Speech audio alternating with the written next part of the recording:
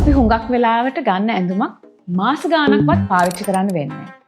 ඇයි ඒක වෙන්නේ? අපි හුඟක් වෙලාවට බලන්නේ ඇඳුමේ ප්‍රයිස් එක. ඒකේ ක්වොලිටි එක චෙක් කරන්නේ නැහැ. ඔයාගේ ප්‍රයිස් රේන්ජ් එක ඇතුලේ ක්වොලිටි එක චෙක් කරලා හොඳ ඇඳුමක් ගන්න පුළුවන්. ඇඳුමක් තෝරනකොට පළවෙනියෙන්ම බලන්න ඕනේ ෆැබ්‍රික් එක කියලා. තමා කැමති මොන වගේ ෆැබ්‍රික්ස්. කොටන් වෙන්න පුළුවන්, පොලිස්ටර් වෙන්න පුළුවන්, ජෝර්ජට්, සිල්ක් ඒ ඕන දෙයක් වෙන්න පුළුවන්.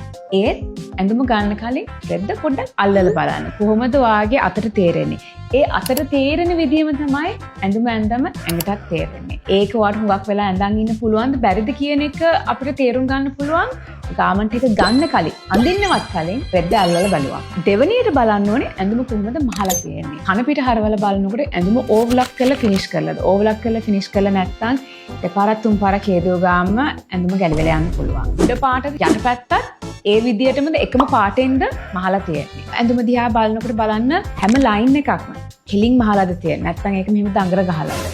ඒ හැම පොඩි දෙයක්ම බලන්න ස්ටිච් එකක් දිහා බලනකොට අපි හිතුවට නෑ ඒක පේන්නේ නෑ කියලා නෑ. ඒකෙන් ලොකු වැලියු එකක් ඇඩ් වෙනවා ඇඳුමට. අන්තිමට බලන්න ඇඳුමේ ඕවරෝල් ක්වොලිටි එක. ඇඳුමක් දිහා බැලුව ගාම අපිට පේනවාද හරි අත් දෙකම වම් පැත්තයි දකුණු පැත්තයි දෙකම අල්ලලා තියෙන එක විදියටද? බටන් පේලිය අල්ලලා තියෙන්නේ එක විදිහ. නැත්නම් එක බටනයක් පොඩ්ඩක් උඩින් අනිත් එක තව පොඩ්ඩක් පල්ලෙන් එහෙමද අල්ලලා තියෙන්නේ. එතකොට යට සීම් එක දිහා බැලුවම එකම උසටද එකම පළලටද මහලා තියෙන්නේ. ඒ හැම දෙයක්ම චෙක් කරන්න ඇඳුමක් ගන්නකොට මේ සිම්පල් 3 steps follow කරොත් ඕගලන්ට හරිම affordable ඇඳුමක් ගන්න පුළුවන් but හොඳ quality ඇඳුමක්.